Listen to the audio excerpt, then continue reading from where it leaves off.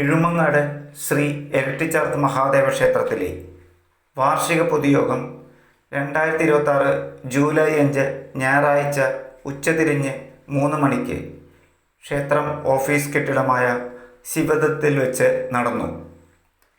കണക്കവതരണം, report അവതരണം തുടങ്ങിയവയ്ക്ക് ശേഷം പഴയ കമ്മിറ്റി നിലനിർത്തുകയും അനീഷ് കരിവീട്ടിൽ, രവി നടലപ്പാട്, വേണു ഇരിഞ്ഞങ്ങാട്, നീലകണ്ഠൻ എഴുമങ്ങാട് പുഷ്പകം എന്നിവരെ കൂടി ഉൾപ്പെടുത്തി കമ്മിറ്റി വിപുലീകരിച്ചു.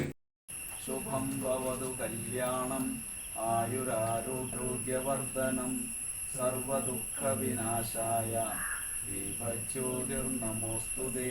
കഴിഞ്ഞ മെയ് മുതൽ ഈ മാസം ജൂൺ മാസം വരെ ജൂൺ മാസം വരെയുള്ള കണക്കുകൾ അവതരിപ്പിക്കാനാണ്. അതുകൂടാതെ നമ്മുടെ കമ്മിറ്റി എന്ത് ചെയ്തു, ക്ഷേത്രത്തിന് വേണ്ടിയിട്ട് എന്ത് ചെയ്തു എന്നുള്ള കാര്യങ്ങളൊക്കെ അവതരിപ്പിക്കാൻ വേണ്ടിയിട്ടാണ്. അപ്പോൾ എൻ്റെ കർത്തവ്യം എന്ന് പറഞ്ഞാൽ സ്വാഗതം പറയലാണ്. അപ്പോൾ ആദ്യമായി നമസ്കാരം.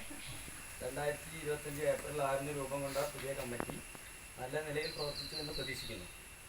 ഈ ക്ഷേത്രത്തിലെ പ്രധാനപ്പെട്ട കാര്യങ്ങൾ നടത്തുവാൻ ഈ കാലയളവിൽ നമുക്ക് കഴിഞ്ഞു. ഈ പ്രവർത്തനങ്ങളിൽ സഹകരിച്ച എല്ലാ ഭക്തജനങ്ങൾക്കും നന്ദി അറിയിക്കുകയാണ്.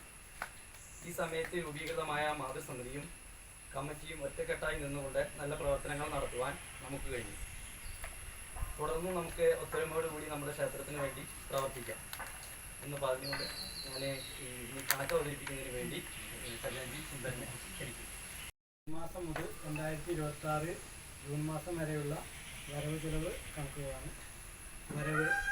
കൗണ്ടർ വരവ് 28,684, ഭണ്ഡാര വരവ് 2,587, ക്ഷേത്ര പുനരുദ്ധാരണ വരവ് 40,750, ടോട്ടൽ 72,021, ചിലവ് ശമ്പളം 22,500, PRN കടയിലുണ്ട്.